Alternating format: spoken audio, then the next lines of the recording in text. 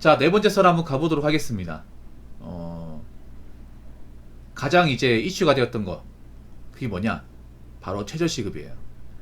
매년 이맘때쯤 되면 이제 내년 최저시급을 이제 결정할 거란 말이에요. 최저시급은 어떻게 결정하냐?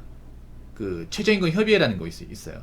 최저임금 협의회. 거기서 이제 각 분야별로 대표가 나와가지고 예, 투표를 통해서 과반의 투표를 얻으면 이제 확정되는 겁니다. 그럼 어떻게 되냐 하면 총 27인, 그러니까 이제 쉽게 말해 세 분야가 있어요. 노동계, 경영계, 공익계. 각 분야에 9명씩. 총 27명이에요. 그럼 27명이 다 나와야 되냐? 아닙니다. 27명 중에 과반수, 과반이라고 하면 14명이죠. 반을 넘는 사람. 과반이 반을 넘는 거예요. 그러니까 27명 중에 과반이 14명이잖아요. 14명 이상 참석하고 거기서 또 과반의 찬성. 그 14명 나왔는데 거기서 과반이면 8명이잖아요. 8명 찬성 나오면 확정이 되는 거예요. 이렇게 되는 겁니다. 그래서 이제 노동계 9명, 그리고 경영계 9명, 공익계 9명, 총 27명. 근데 27명이 다 참석하는 경우는 거의 없어요, 여러분. 이번에 어떻게 확정된지 한번 볼까?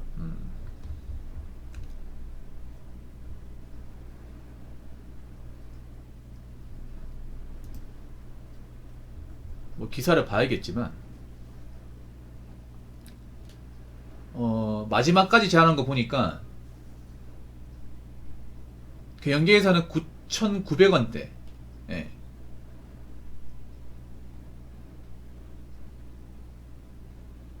이걸 제시했습니다.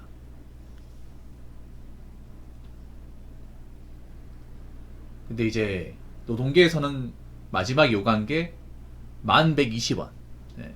기사 나와 있거든요. 그래서 공익위원들이 최종 제시한 게 1030원이에요. 그래서 투표를 했는데 이제 1030원의 찬성이 14표 나왔어요. 그러니까 아까 총 인원수가 27명 있잖아요. 27명 중에 과반 뭐예요? 14명 아닙니까? 14표를 얻어가지고 결국엔 최종적으로 1030원이 되었습니다.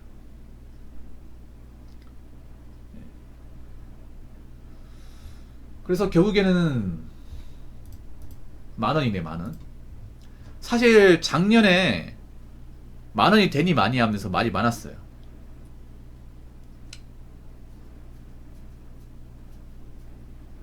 여러분도 어떻게 생각할지 모르겠지만 저는 그렇게까지 충격적이지 않아요. 왜냐면 작년에 이미 만원 얘기가 나왔기 때문에. 예. 엄청나게 크게 올랐다고 보기 힘들어요. 170 올랐으니까. 근데 이거 오른 것만 하더라도 사람들이 부담 많이 느껴요. 왜냐면 이미 많이 올랐기 때문에. 지금 대한민국 경제 사정이 안 좋기 때문에 결국에 넘어갔습니다. 결국에는 이제 시급 만원 넘어갔어요. 올해는 아니지만 내년부터 적용이 되겠죠. 사실 뭐 올해만 해도 거의 뭐 만원이지, 만원. 뭐 만원이나 뭐 9,860원이나 크게 차이 안 나니까. 근데 가장 이제 걱정이 많은 데가 어디냐면 자영업자죠. 자영업자, 영세 자영업자분들. 네. 그분들이 가장 걱정이 많아요. 왜냐, 매출은 감소하고 뭐 배달 플랫폼에서 점점 이제 폭리가 심해지고 있는데 인건비까지 올라가니까 그래서 아마 장사를 접어야 되냐 고민하시는 분들 많을 거예요. 아무튼 자, 내년에 책정된 최저시급으로 계산했을 경우 어떻게 되냐면 올해는 이제 9,860원이니까 9,860 곱하기 209 하면 얼마예요? 206만원. 그러니까 올해 기본급이 206만원이고 내년 바뀐 거 1030원을 계산했을 경우 정확히 209만 6,270원 나와요. 그러니까 이제 내년 바뀐 시급으로 하면 작년 올해 대비 35,000원 정도 오를 겁니다. 근데 이게 과연 올랐다고 얘기할 수 있을 것이냐? 여러분 보통 시급 오르면 물가는 가만히 있습니까? 아니죠. 물가는 오를 거예요. 물가는 제가 봤을 땐 더 오를 것 같아요. 체감상 올랐다는 느낌 못 받을 겁니다. 제 생각에. 이게 안 좋은 게 그런 겁니다. 사람들이 최저시급 오는 거 다 걱정해요. 막상 올랐으면 좋겠다 얘기하는 사람이 없어. 왜냐? 이미 최저시급 오르면서 그 부작용이 어떤 건지를 몇 번 체감했기 때문에 학습 효과가 되어 있어요.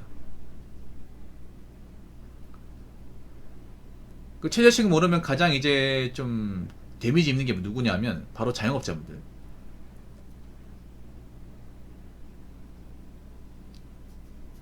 이제 가게 하시는 분들, 특히 카페나 편의점 이런 거 하시는 분들, 그분들이 부담 제일 많이 느껴요. 왜냐, 그분들은 매출이 높지 않아요. 마진이 높지 않아.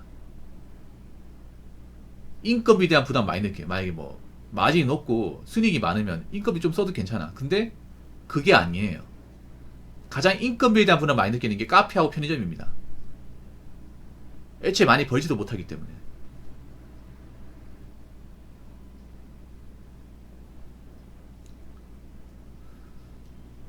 그리고 이제 먹는 장사 하시는 분들, 그분들 부담 많이 느끼죠. 그럼 어떻게 되겠어요? 당연히 올해 파는 것보다 음식값이 더 올라가겠죠. 더 올라간다고 봐야 됩니다. 그럼 지금 짜장면 값이 7,000원인데 7,500원 또는 8,000원까지 팔 수가 있는 겁니다.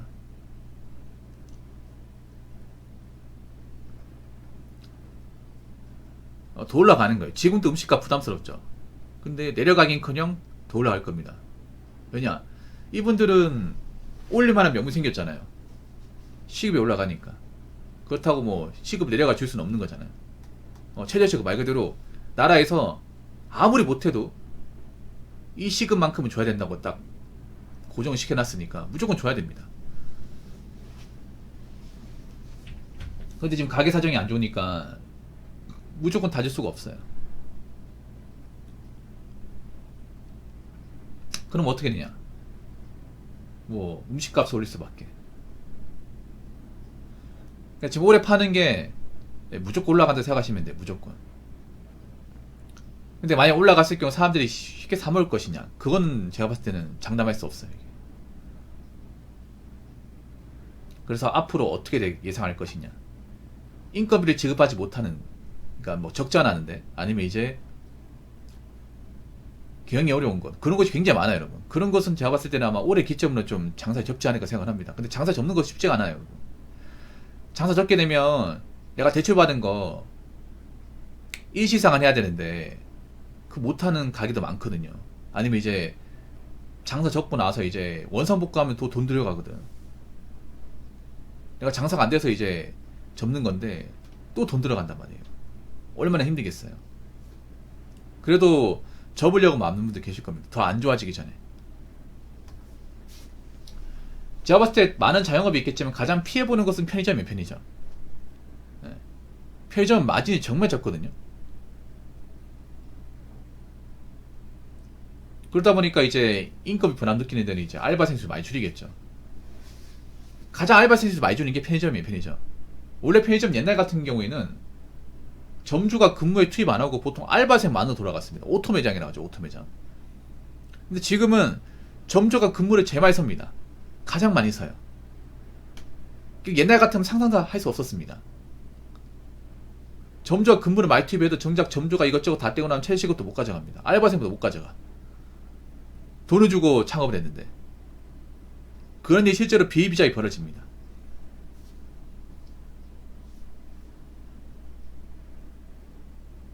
그래서 가장 걱정이 많은 분들, 이 최저임금 이제 확정 기사를 보면서 가장 혀를 끌고 차시는 분들이 아마 편의점 운영하시는 분들일 거예요. 그리고 알바생도 시간 줄이겠죠. 어떻게든 이제 그 주휴수당은 안 주는 쪽으로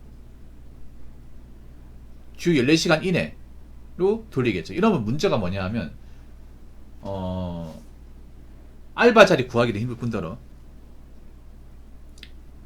알바를 하더라도 근무 시간이 짧으니까 돈이 크게 안 돼, 이게.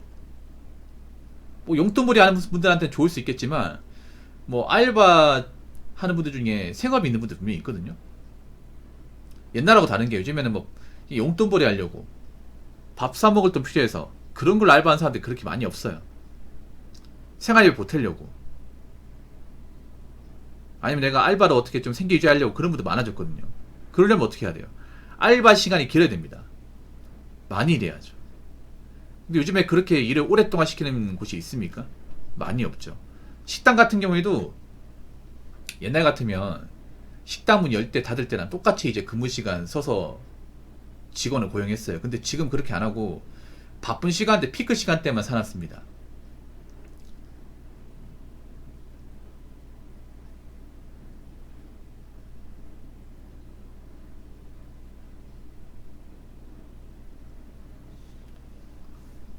그러다 보니까 돈이 안 돼, 이게. 왜냐하면 그런 알바로 일하는 분들이 돈이 많은 사람일까요, 여러분?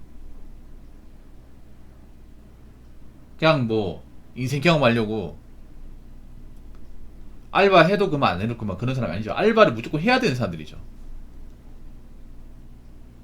알바를 안 하게 되었을 경우 생계에 큰 타격이 있는 분들이 많죠.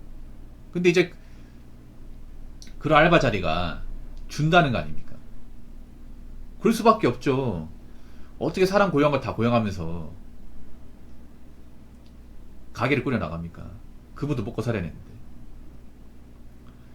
제조업 같은 경우에는 아마 상해를 더 주지 않을까 생각합니다. 근데 제조업은 근데 이 자영업자만큼 큰 타격은 없을 거예요. 제조업은 사업 범위 크다 보니까. 예. 제조업은 예전에 한번 큰 타격이 있었어요. 예전에 그 최저임금 이제 천만 원이 간다. 막 1,000원씩 올라갔을 때 그때 타격이 좀 있었죠. 100원 올리는 거 가지고는 그렇게 막 크게 막 데미지 있고 하지 않을 겁니다. 오히려 저는 제조업보다는 소상공인분들, 예.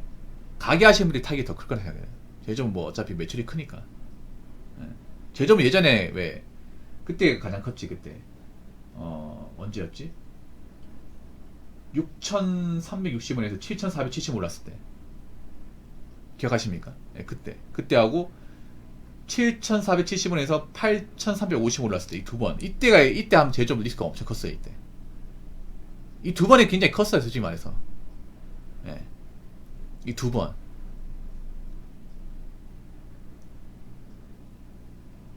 올라갔던 그 시절, 그때는 제조업도 타격이 분명히 있었습니다. 너무 크게 올라가다 보니. 그래서 상여 좀 줬던 회사들이 상여를 줄인다거나 상여를 없애버렸어, 이게. 그래서 요즘에 중소기업 가보면 원래 상여가 있었거든요. 상여가 거의 없다시피 하는 회사가 많아요. 그나마 대기업, 중견기업은 상여가 좀 있는데 그것도 예전에 줬던 것보다 좀 많이 줄였죠, 이게.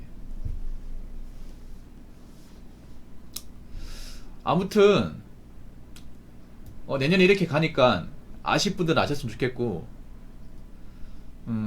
아마 내년부터는 지금보다 알바 구하기가 더 힘들 겁니다. 더 힘들 겁니다. 그러니까 알바 같은 거 구하면 쉽게 간두지 마세요. 아시겠죠? 자, 이상으로 네 번째 썰 마치도록 하겠습니다.